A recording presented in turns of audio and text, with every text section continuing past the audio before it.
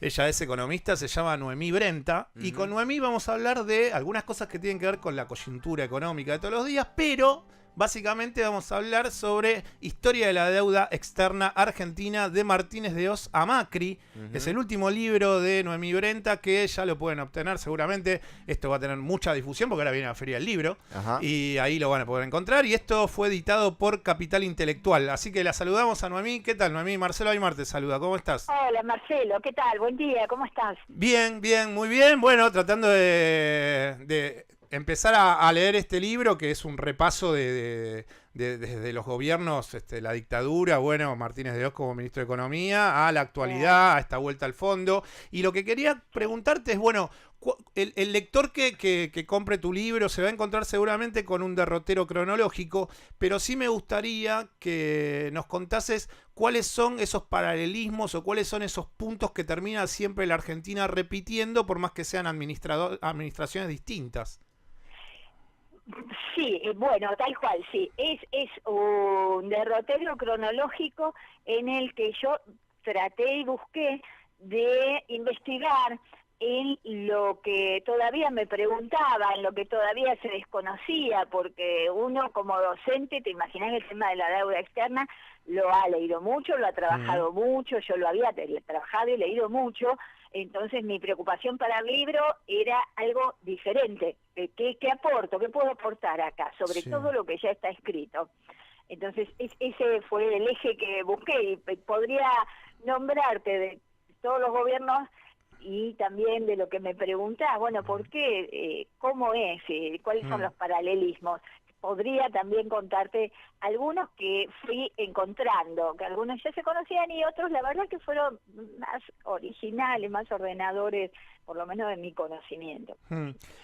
Y en lo que tiene que ver con la composición de la deuda, el otro día estaba escuchando a Aldo Pignanelli, que hablaba que la deuda contraída actualmente por la administración de Mauricio Macri tiene un componente que es una deuda que tiene que ver con el ANSES, con el PAMI, y como que no es como esa deuda de finales del gobierno de la Rúa, en donde había como un fuerte endeudamiento hacia situaciones o inversores extranjeros o bonos que realmente no estaban, no tenía la posibilidad la economía argentina en ese momento de poder restablecer el pago y bueno, y que siguiese funcionando el plan económico de aquel momento.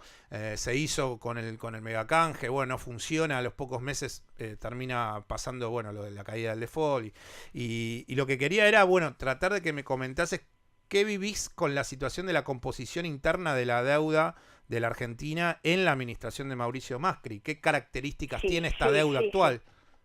Sí, perfecto, sí. Tal cual, primero tenemos que ordenarnos la cabeza, porque la deuda pública, que es esta que ocupa ya casi el 100% del Producto Bruto, iba a un 86% a fin de año, así que ya debe estar en el 100% del producto. Esa deuda pública está compuesta, por un lado, por deuda en pesos y por otro lado en deuda en moneda extranjera. Y una parte de la deuda sí, es con el sector privado, en bonos, en moneda extranjera mayormente, casi toda, y otra parte, la que es con el sector público, una parte es en moneda extranjera y otra parte es en pesos. Entonces, Pignarelli lo que decía, justamente como para ir acotando, a ver si nos asusta con la deuda externa, que es gigante, pero de la deuda pública, una parte es externa, otra parte es interna. Y la parte que está esa con los organismos del Estado, por los propios organismos del Estado, es más o menos el 40% de la deuda pública. O sea entonces, ese 40% que está una parte en pesos, otra parte en dólares, es mucho más fácil de manejar si se maneja pensando en los intereses del país, en los intereses del pueblo, o sea, en favorecer no al capital extranjero vaciando esos acreedores del sector público, que son también del sector público, sino al revés, ayudándolos para aliviar la deuda pública. Si se maneja así la deuda es bastante más tranquilo que tal cual, como me decías, en la época de la Rúa, en la que la mayor parte de la Rúa, que heredó además la deuda que armó Menem, que a su vez heredó la deuda de Alfonsín y la infló, y Alfonsín la deuda de la dictadura. O sea, toda la deuda es de deuda hecha con funciones financieras, que no sirvió para crecer, que no sirvió para mejorar las condiciones de vida, pero sí se maneja con prudencia y mirando el interés nacional y el interés general. La deuda pública, ese 86% del PBI, tiene un 40% de deuda con organismos del Estado. Noemí, y el resto, el 60%, sí, es con sector privado, sí. La deuda pública. Noemí, todo empieza con Martínez Dios, ¿no? Todo empieza ahí, ¿no? Todo empieza ahí. ¿Y por qué empieza ahí? ¿Por qué empieza ahí? Y empieza ahí porque la dictadura abre los movimientos de capitales. Cualquiera puede entrar, cambiar a dólar, poner la plata a interés, llevársela crecida con los intereses. Hacen ese engendro de la tablita cambiaria para frenar la inflación, que nunca bajó del 100% en la dictadura. Con la tablita y con esa proliferación, hiperfinanciarización, con esa proliferación financiera, tenemos un déficit comercial enorme, una deuda gigante del Estado gigante, y además los bancos quiebran en el 80. ¿Te acuerdas de esa burbuja? Bueno, que la hemos estudiado. Entonces hasta ahí la deuda se tomó para un plan económico inviable, que era sostener ese atraso cambiario y la apertura financiera. A partir de 81 la deuda crece privatizando, porque el Estado se hace cargo de la deuda de las empresas privadas, que habían tomado las empresas privadas, con acreedores del exterior. Entonces la deuda externa crece más. Ya en el 82 dejamos de pagar porque ya en el Estado no tiene plata y tampoco hay dólares, y bueno, después de Malvinas volvemos a contraer deuda, seguimos estatizando la deuda privada, y entramos bajo los designios del Fondo Monetario Internacional, que nunca nos prestó mucho. Esta es la primera vez que nos presta mucho, pero que junto con los bancos nos hicieron un flor de torniquete como para tenernos apretados durante 40 años en ajuste permanente, y la deuda se fue, como te digo, heredando y empeorando. Y cuando son los finales del gobierno de Cristina Fernández, en su segundo mandato, en ese año 2015, en donde Axel Kicillof viajaba recurrentemente a Wall Street para ver cómo podía tratar de... Él ya había tenido un comienzo exitoso de conversaciones con el Club de París, y quedaba ese tramito de los holdouts, en donde durante diciembre, bueno, él endurece su discurso, bueno, queda esa parte de bonos que quedan impagos, bueno, y a partir de ahí después asume Mauricio Macri. Ese me parece que es como el momento en donde la Argentina pudo haber resuelto. ¿Por qué crees que no se resolvió en ese momento la salida de los holdouts? ¿O por qué crees que los holdouts invariablemente no iban a arreglar con un gobierno de Cristina Fernández, porque tal vez la estrategia es de dejar siempre agarrado al deudor en alguna situación? Eso se repite en este derrotero cronológico que vos planteás de la relación de la deuda externa con diferentes gobiernos argentinos. ¿Cómo ves cuál es la lectura que haces de ese último año en relación con la deuda del gobierno de Cristina Fernández? Sí, el gobierno de Cristina Fernández había avanzado mucho, incluso había logrado que en Naciones Unidas, por mayoría, muy pocos países votaron en contra, se votara un marco para la reestructuración de deudas soberanas. Es decir, no podemos hacer historia contrafáctica, no sabemos qué hubiera pasado si hubiera avanzado, si en lugar de Macri hubiera ganado Scioli, cómo hubiera negociado la deuda. Pero sí es cierto que habían regularizado, que el gobierno de los Kirchner regularizó la deuda externa. Hizo primero un canje grande en 2005, que reabrió en 2010, en el cual, con una quita del 65% de la deuda, se había vuelto muchísimo más manejable. Y sí, quedaba ese fleco de ese 7% de los acreedores, de los fondos buitres, de los acreedores holdouts, que es cierto lo que vos decís, y que si pusieron, ¿no? Esto salió en todos los diarios, se descubrió, se hicieron fuertes apuestas a que ganara el candidato que finalmente ganó, que iba a arreglar con ello, porque además ya lo había anunciado, hay que sentarse con Grecia y hacer lo que el juez diga. Y para eso nos endeudó en $15.000 millones más. O sea, ¿qué hubiera pasado si los holdouts se hubieran arreglado o no?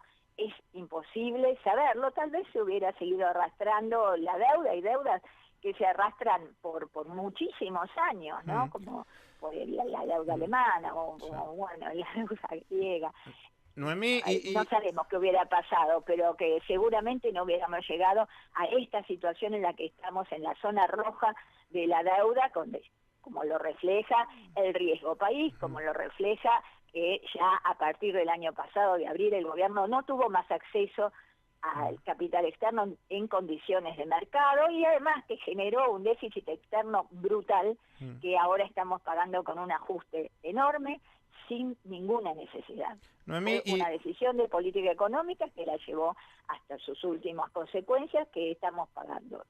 Y los grupos de poder, si yo pienso un poquito para atrás, se me ocurre esta reflexión. Los grupos de poder de la República Argentina casi siempre apoyaron administraciones que fueron afines al endeudamiento o a procesos de endeudamiento. Ahora, esos grupos de poder que apoyaron administraciones que tenían como una mirada de, bueno, estamos insertados en el mundo por fin, y que miraban a los populismos desde un lugar diciendo, bueno, ustedes la verdad que hacen todo mal y esa popularidad lleva a que la gente termine como por sus políticas casi fanatizadas por sus ideas populistas. Si yo miro también para atrás, digo, bueno, pero esos movimientos que para mí la palabra populista me parece que tiene buena prensa, pero bueno, parece que para esos sectores económicos no. Cuando yo miro para atrás... cuestión de intereses, claro, ¿no? Cuestión de la tajada que pueden sacar con los gobiernos esto. Cuando yo hablo y miro para atrás, digo, bueno, pero al final las administraciones, entre comillas, populistas, han desendeudado a la República Argentina y estos grupos de poder han siempre elegido estar atrás de administraciones que han aprovechado procesos de endeudamiento desmedido. Entonces, ¿cuál es la lectura que haces sobre esta realidad que le sucedió al país en las últimas décadas? Es coincidente con lo que vos estás diciendo, ¿no? El gran capital nacional y extranjero lo que quiere es agrandarse, ganar más, tener una tasa de ganancia mayor y agarrar una porción mayor de la torta.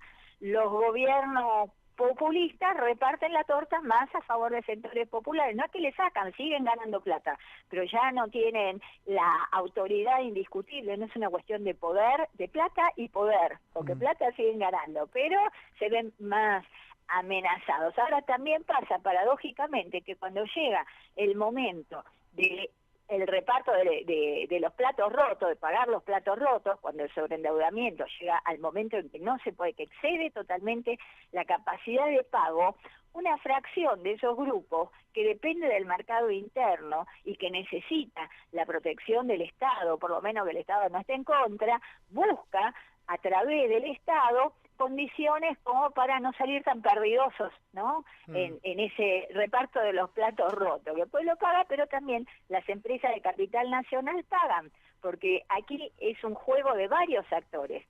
Entonces, por un lado, eso, recordemos la especificación de las deudas, ¿no? De principios del año 2002.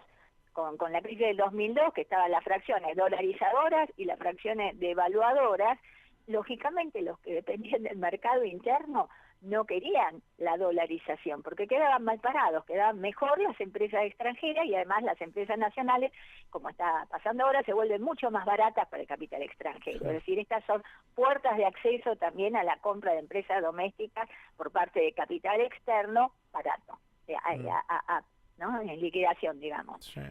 Noemí, una última pregunta, ¿qué te deja este libro?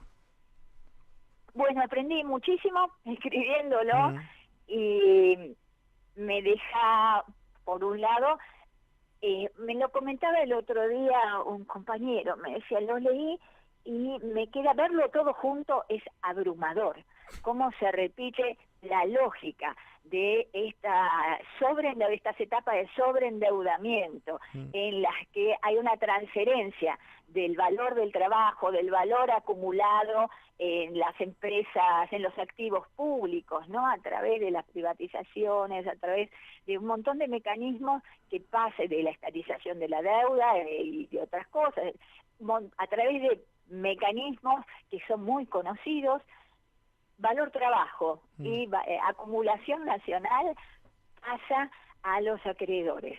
Entonces es un traspaso de valor hacia, bien claro, hacia los actores financieros. Es una etapa de la financiarización que se repite. Es como burbujas, como pulsaciones. A través de estas pulsaciones el capital extrae excedente y empobrece al pueblo y al país. Noemí, muchísimas gracias por estos minutos. Le recomendamos a la audiencia que vaya a comprar Historia de la Deuda Externa Argentina de Martínez Dios a Macri. Y aparte te quiero agradecer porque como lo edita Capital Intelectual, me hiciste ir a ver a un amigo que hacía mucho que no veía en Le Monde Diplomatique, que es Pablo.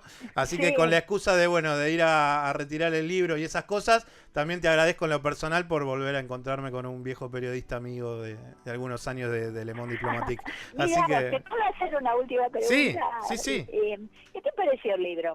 A mí me parece que tiene un trabajo muy interesante en cuanto a los datos. Sí, tiene muchos datos. Sí, me parece que datos para que la gente se lo guarde. Me parece que hay una búsqueda que es interesante desde lo que un periodista quiere, que es tratar de resumir en dato duro ciertas explicaciones discursivas. Y creo que también hay un esto que te decía en la primera pregunta, o sea, hay un trabajo cronológico de buscar en qué momento se repiten los mecanismos que en otras administraciones llevaron a la misma realidad que hoy, por ejemplo, atraviesa el país y la administración de Mauricio Macri. Me parece que estuviste muy atenta en detectar los momentos en donde los procesos de deuda se fueron repitiendo o fueron tomando dinámicas similares. Tal cual.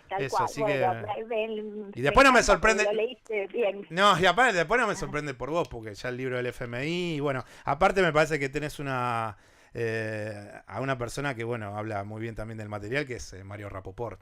Sí, Mario. ¿Para qué hablar es así? Así que Noemí, buen fin de semana. Hablaremos durante el año y esperemos que hablemos la próxima vez sobre cuestiones económicas que tengan algún tipo de cauce, que en este momento parece que estamos bastante lejos de esa idea.